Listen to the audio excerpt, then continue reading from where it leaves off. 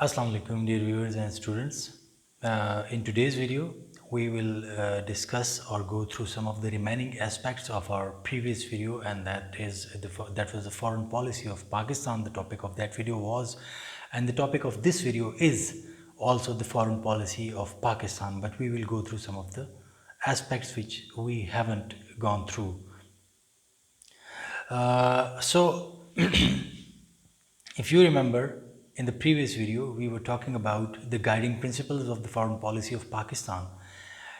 Today, the first topic in today's video, that would be what are the major alliances, or what were the major alliances of Pakistan. So, Pakistan, as discussed in the previous video, has got good relations with all of the Muslim countries, including the Arab countries. It has got good relations with even Afghanistan, with Iran, and the rest of the Muslim countries.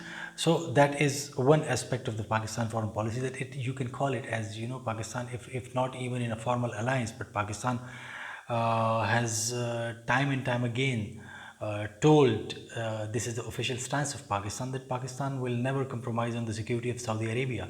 So this is kind of a security alliance then, for the security of Saudi Arabia. And it goes for almost all of the Muslim countries. At some points you might have observed that Pakistan does try to maintain its neutrality whenever there is a conflict between two Muslim countries. So this is that aspect of the Pakistan, that Pakistan does not want to indulge in any kind of confrontation with the Muslim countries. Then Pakistan, apart from having good relations with all of the Muslim countries, Pakistan did have, and it does have, good relations with the United States, with China, and now you can even include Russia in that. And Pakistan even is trying to have good relations with India, provided that India fulfills some of the conditions, and then Pakistan will have no issue in establishing good relations with India.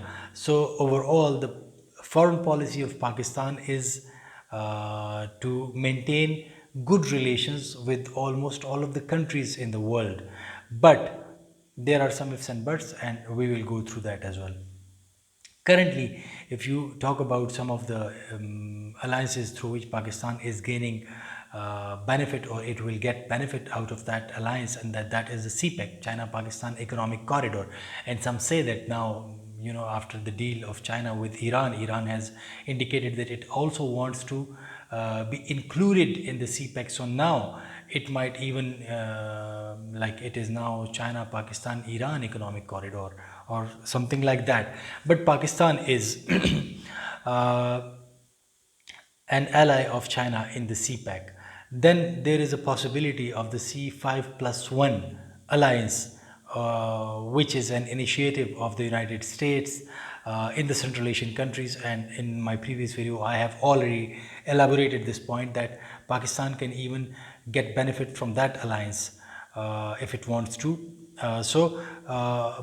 Pakistan, these are some of the alliances, some of the prospects of the future alliances for Pakistan, and some of the alliances in the past for Pakistan. These were that. Then we have major rivalries, and number one rival of Pakistan is India. And the main issue of Pakistan with India is that of the Kashmir dispute. India does not want to resolve this dispute according to the resolutions of the United Nations, but Pakistan emphasizes almost all of the times, whenever it meets with the Indian diplomats, whenever it meets with the international community, its delegates meet with the international community, they impress upon them that this is a conflict between India and Pakistan. This is a bone of contention between the two countries, and this issue should be resolved in order for Pakistan and India to develop good relations. Without the resolution of the Kashmir dispute, Pakistan and India would not be able to develop good relations and mend their differences. Then one more rivalry, and that is that of the Israel. Pakistan does not have any diplomatic relations with the Israel, and the issue with that is that the Israel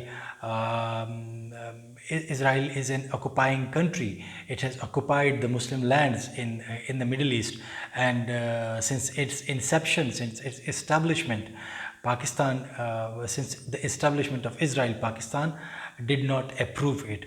So Pakistan does not recognize Israel, and this is also one of the major rivalries of Pakistan in the international sphere.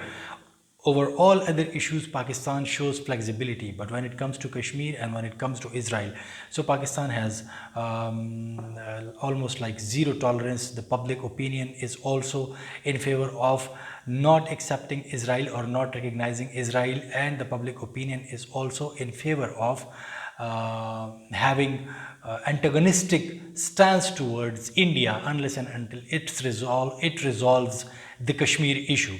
So these are some of the rivalries. Apart from it, Pakistan doesn't have any rivalries with anyone.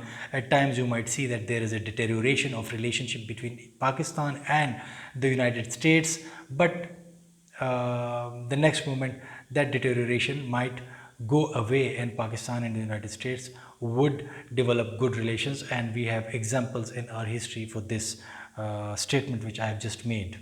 So we do not have any kind of permanent rivalries and permanent friendships with the rest of the countries, but with the Muslim we have got very good relations, and with other countries we are maneuvering according to our needs and necessities. Then Pakistan was a member of the Regional Cooperation for Development, that RCD, which is known as the RCD. Pakistan was a member of that, but then after the Iranian Revolution, the RCD was dissolved, and later on in 1985 there was a ECO came into being, and then Pakistan is also that Economic Cooperation Organization, a member of the ECO. So this is this again shows that Pakistan has got good relations with most of its neighbors, though there were some irritants in the past, but that India is a permanent kind of a pain in the neck for Pakistan. But apart from India, you can see that with Iran, with Afghanistan, with the rest of the Central Asian countries which are Muslims, so Pakistan has got good relations with all of these countries with the exception of India, and we'll come to that about the good relations as well.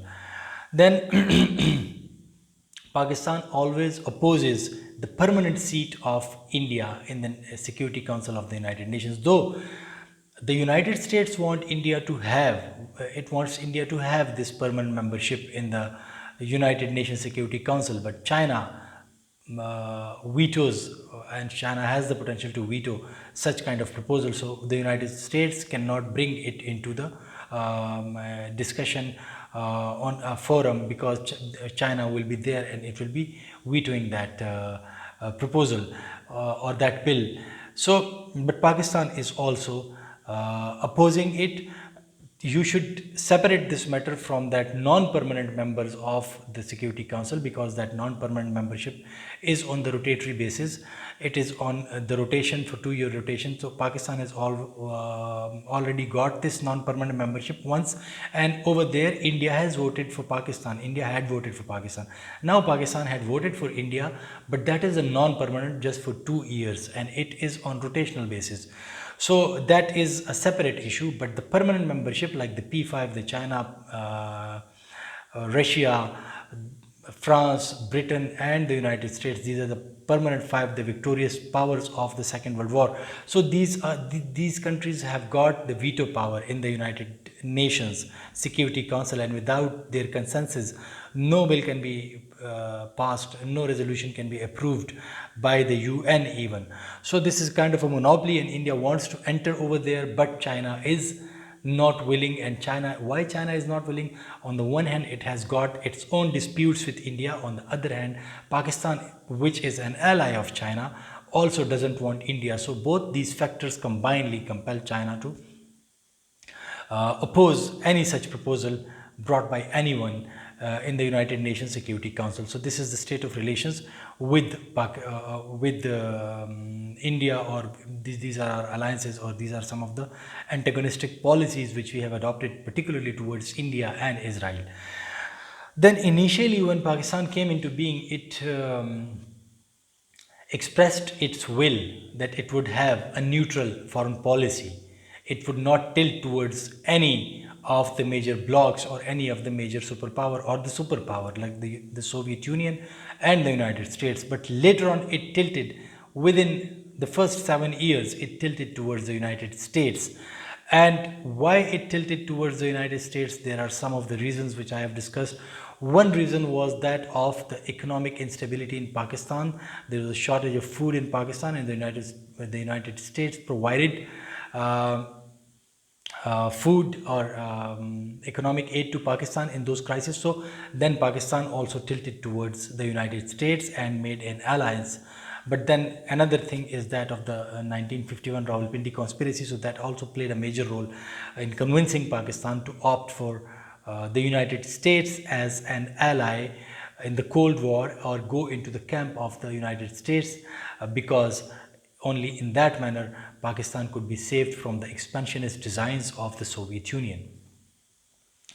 Then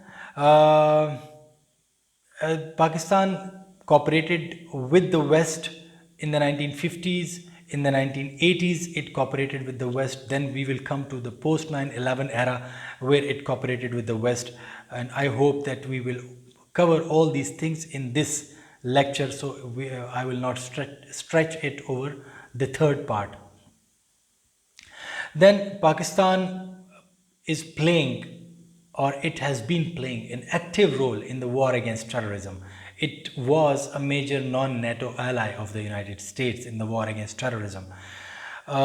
It has played a vital role in concluding a deal between the US and the Taliban in February 2020 this year. And now it will be playing a vital role in facilitating, in convincing, in bringing all the parties on the table in this intra-Afghan dialogue, which is the second phase of in the post-US withdrawal from Afghanistan. So it will be playing a vital role again in that, and definitely that role will be in the interest of Afghanistan, so that all parties agree and they come together, and then they agree on a power sharing formula. So that will be Pakistan will also play a role in that.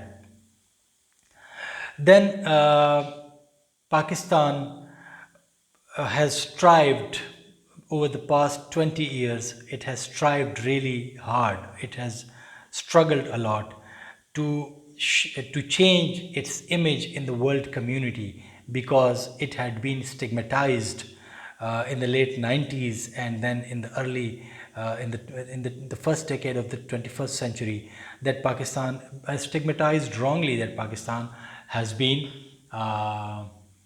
supporting extremism and terrorism. It had its own dynamics, and that was why Pakistan had to do what it had to do. But it had its own dynamics, and it could not ignore them. If you put any country in the shoes of Pakistan, it would have done the same thing, or maybe worse than that. So it is wrong to blame Pakistan. You need to keep in mind all the aspects why Pakistan did that, whatever it did. It was in its own national interest that it did. Then if we look into different eras of the Pakistan's foreign policy, so there were, as like in the first 7 years, it was neutral. Then it went into the US camp. Then in the 1960s, when the United States did not participate in the 1965 war on behalf of Pakistan, and then even Pakistan went to Tashkent and signed an agreement with India over there in Tashkent. So Pakistan kind of tried to have good relations with both the superpowers in the 1960s, because then it went to Tashkent to sign that agreement, the Tashkent agreement of in the post 1965 war, September 1965 war. So it was like that. Then in the 1955 and 1959, Pakistan became a member of CENTO and CETO. which was a US-backed alliance, and Pakistan became part of it. And it provided, Pakistan was attracted by a clause in those alliances, and the clause was that attack on one will be considered as an attack on all. So just keep in mind the 1951 Rawalpindi conspiracy, and then the Indian designs against Pakistan and its closeness, the Indian closeness with the Soviet Union, or the Soviet backing for India, and then Pakistan going to the United States to have to ensure its security, its existence. So it was like this. But these things, these agreements with the US, they were of no use for Pakistan in the 1965 and the 1971 Pakistan-India war. So when they were of no use, then Pakistan left these alliances, and Pakistan started to tread on a neutral path after the 1971. And Pakistan tried to focus on developing its own defense policy, because then it became clear for Pakistan that Pakistan could not rely on its Western allies for security, because they would not come whenever it is needed. So then Pakistan started spending on its defense, and in the meantime, in the 1974, India detonated its first nuclear bomb. So then Pakistan also had to start. Then the balance of power in the region was really disturbed. So then Pakistan had to start and develop its own nuclear program. So then it had to start spending on defense, and that was why the socio-economic needs of the country, they were not met appropriately, and that was due to the security threat from the eastern neighbor of Pakistan, and then Pakistan had to spend over it. So it was like this. Then Pakistan started developing this nuclear missiles program, and it also sucked a lot of money. So defense was the primary objective of Pakistan, because of the constant Indian threat for Pakistan. So Pakistan could not ignore its defense requirement, and that was why Pakistan promoted good relations with China in order to counter India as well. So these good relations is also with China. These good relations is a byproduct of the animosity of India towards Pakistan. Otherwise, Pakistan and China might not have that good relations, but it was a necessity for Pakistan. And India was, since it had a war with China in 1962, so China was also at that time not that powerful. So China was also worried about the Indian designs, and then so that was the reason that Pakistan and China got close to each other, and this friendship is now being translated into economic opportunities for both the countries, and this is a good sign for both the countries. So this long-lasting friendship between the two countries might give dividends to Pakistan and for the whole region in the coming few years, 10 to 15 years. So so we will see, Pakistan will see that what dividend it is providing to Pakistan, for Pakistan. Then after the 1980s, when the Soviets invaded Afghanistan, then Pakistan had to again go into the US camp and fight the Soviet Union in Afghanistan alongside the United States and Saudi Arabia. So Pakistan fought this Afghan war, though it did not send its troops directly over there to Afghanistan, but it definitely, along with the CIA and the GID of Saudi Arabia. So along with them, Pakistan supported the Afghan jihad in the 1980s against the Soviet Union. So in the 1980s, Pakistan also developed its nuclear program, and it's completed its nuclear program, and the United States could not do anything about the nuclear program of Pakistan, because it needed Pakistan in Afghanistan. So Pakistan utilized that opportunity of the Afghan war, and it also developed its nuclear program, and the United States could not do anything. But soon after the Soviet withdrawal, the United States put Pakistan under sanctions. Then Pakistan was put under sanctions, and Pakistan did not have good relations with the US. In the 90s, India got close with the US, and Pakistan was being isolated. Efforts were being made by the anti-Pakistan elements in the region, particularly India, to frame Pakistan as a terrorist country, as a rogue state. But when in 1998, and the 90s was a full of turmoil era for Pakistan, political turmoil was there. But when in 1998, on the 13th May, when India detonated its nuclear bombs or conducted further nuclear tests, then Pakistan already had developed its nuclear program in the 1980s, and a bomb was made, few bombs were made, so Pakistan also tested its nuclear bombs. And then Pakistan was put again under sanction, but Pakistan did not consider those sanctions. It did not compromise on those sanctions, as I have mentioned this in the previous lecture as well. It did not compromise on those on its security, did not consider those sanctions, and it carried out those nuclear tests, which was important for the security of Pakistan, in order to tell India that yes, we do have this nuclear deterrence against you, so you better not commit any follies against Pakistan, otherwise it would be a complete annihilation in the region. So that was India was given a clear message in that regard.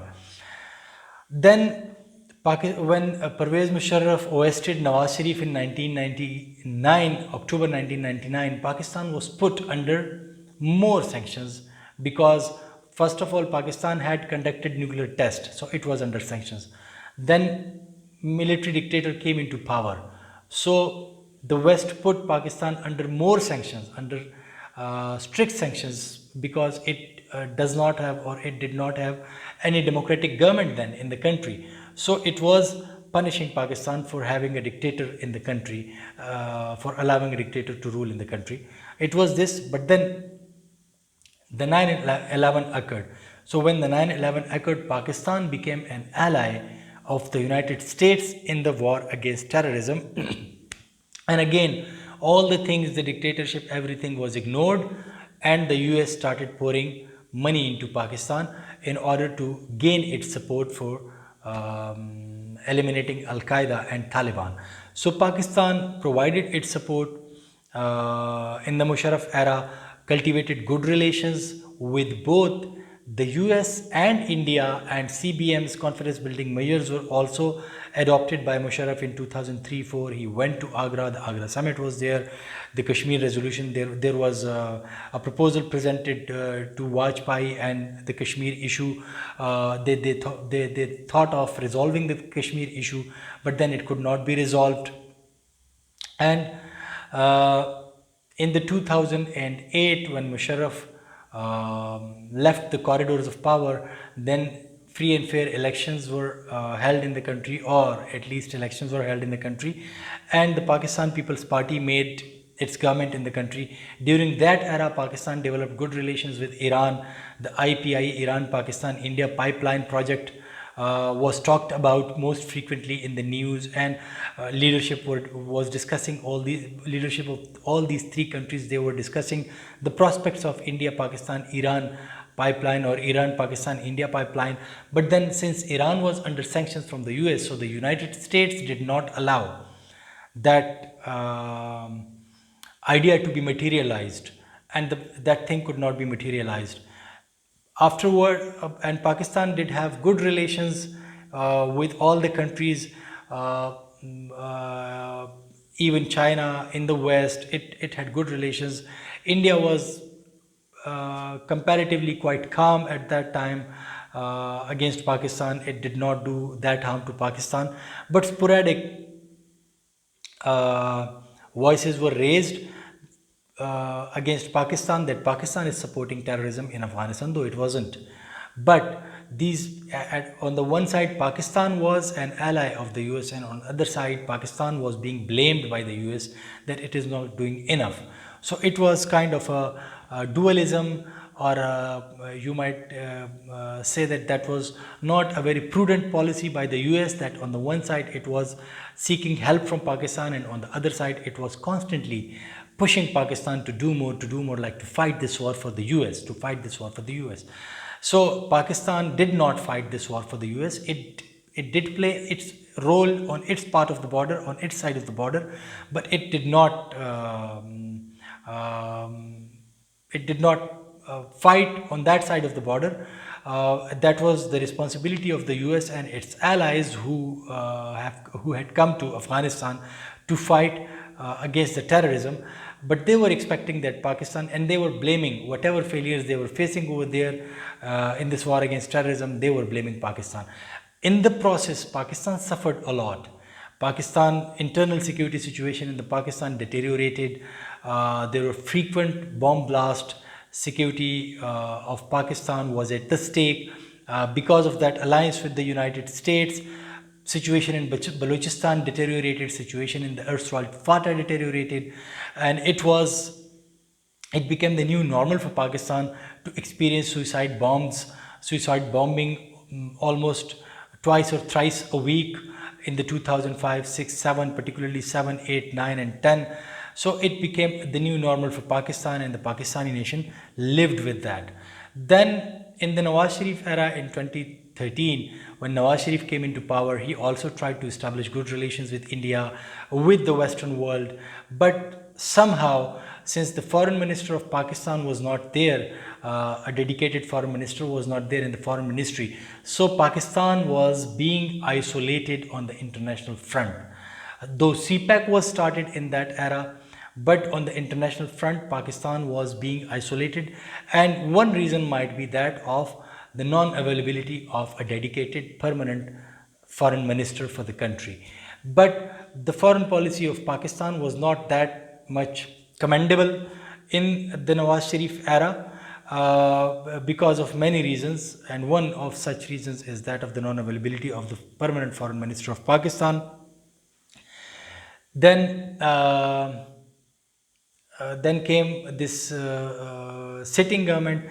So when the sitting government came, it started taking some measures in the foreign policy aspect, though domestically it is not performing that well, but in the foreign policy aspects, the sitting government up till now, it is performing well.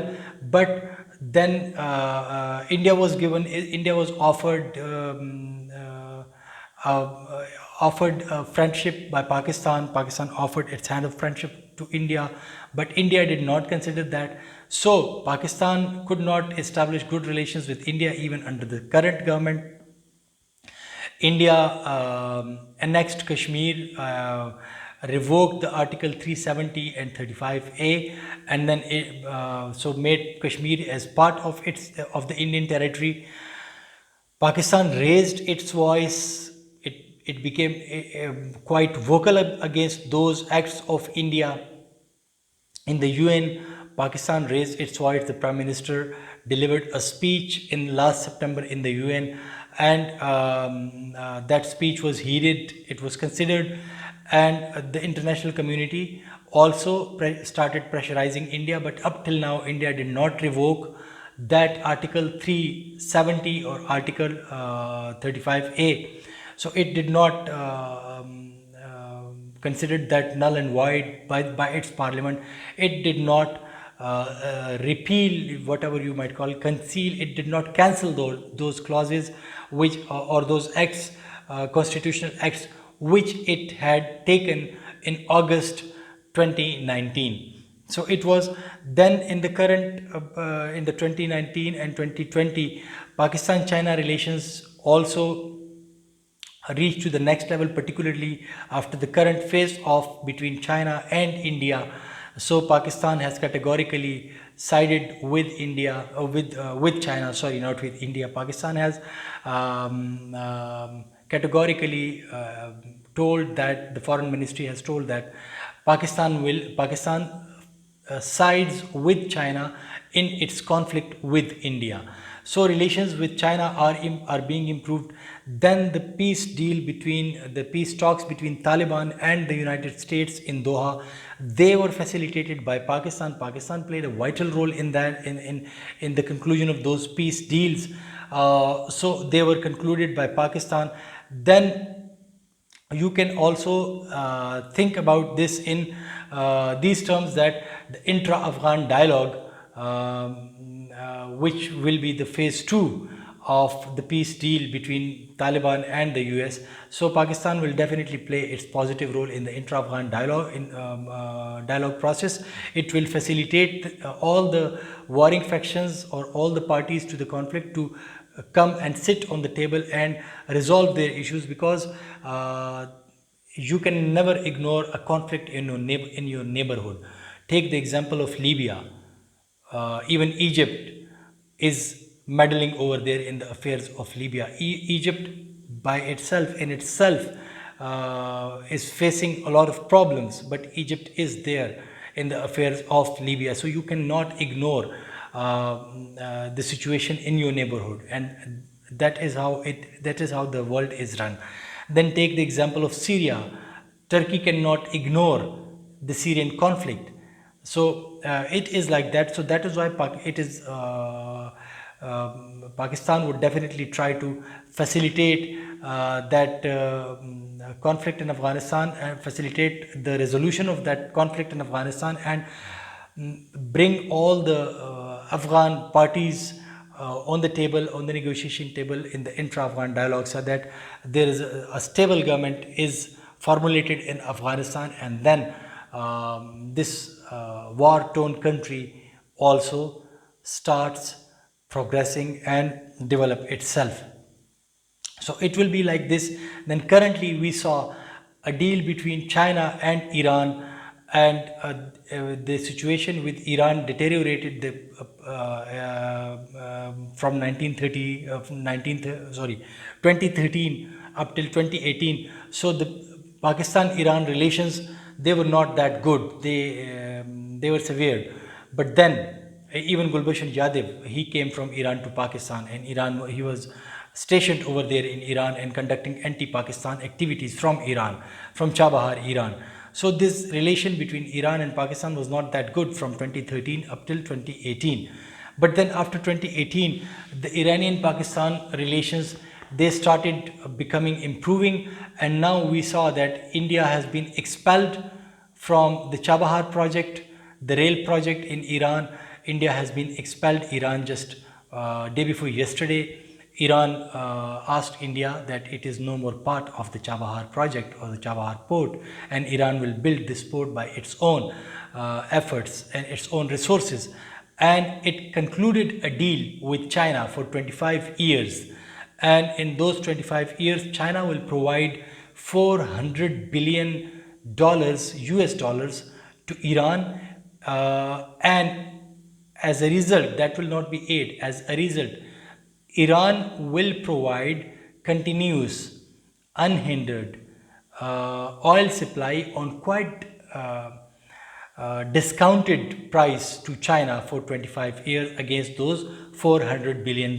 And those $400 billion will be spent in technology, infrastructure development, in the IT sector. In this regard, as I have already mentioned, that Iran has yesterday just indicated that it wants to become part of the CPEC as well, wants to get benefit from CPEC. So in this regard, now Pakistan is becoming relevant again, and its foreign policy, it is being hoped that its foreign policy is now treading on a very good path, which is a progressive path. But that one problem with India, that is that of the Kashmir problem. The Pakistani government is still, I think, not doing enough on that front. The current government is also not doing enough on that front.